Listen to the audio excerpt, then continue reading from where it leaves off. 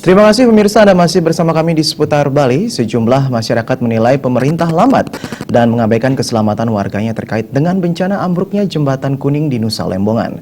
Padahal jembatan ini merupakan satu-satunya penghubung antara daerah dan begitu vital, sehingga antisipasi semestinya tidak ada hingga tidak menimbulkan korban jiwa. Bencana robohnya Jembatan Kuning di Nusa Lembongan hingga menimbulkan korban jiwa menambah banyak catatan buruk bagi pemerintah dalam usaha memberikan pelayanan yang terbaik. Pemerintah dinilai mengabaikan dan lambat dalam menangani bencana yang terjadi serta keselamatan warganya. Selain itu, pemerintah tidak melakukan antisipasi baik berupa pengawasan dan pemeriksaan rutin terhadap kondisi Jembatan Kuning dan jembatan lainnya di Bali. Hal ini sebenarnya tidak perlu terjadi jika pemerintah melakukan pengawasan dan pemeriksaan secara rutin dan bukan sebaliknya tidak saling lempar tanggung jawab setelah terjadinya bencana.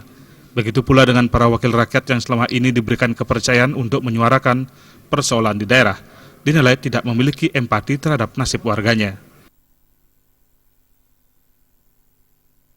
Kalau untuk masyarakat sih harapannya cuma satu, Pak.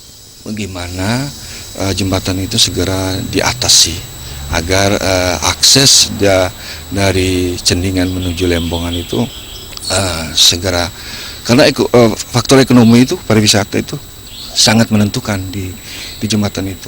Mengapa kita itu kecewa? Yang pertama, itu sudah pernah dianggarkan 15 miliar sebelumnya, mungkin setahun yang lalu. Nah, dalam proses penganggaran itu tidak dilaksanakan. Yang kami tanyakan, mengapa tidak dilaksanakan sehingga menimbulkan korban di tengah-tengah masyarakat. Yang jadi korban itu masyarakat. Nah, baru setelah jadi korban, baru pemerintah provinsi maupun kabupaten baru melakukan upaya yang seolah-olah peduli dengan rakyat. Nah,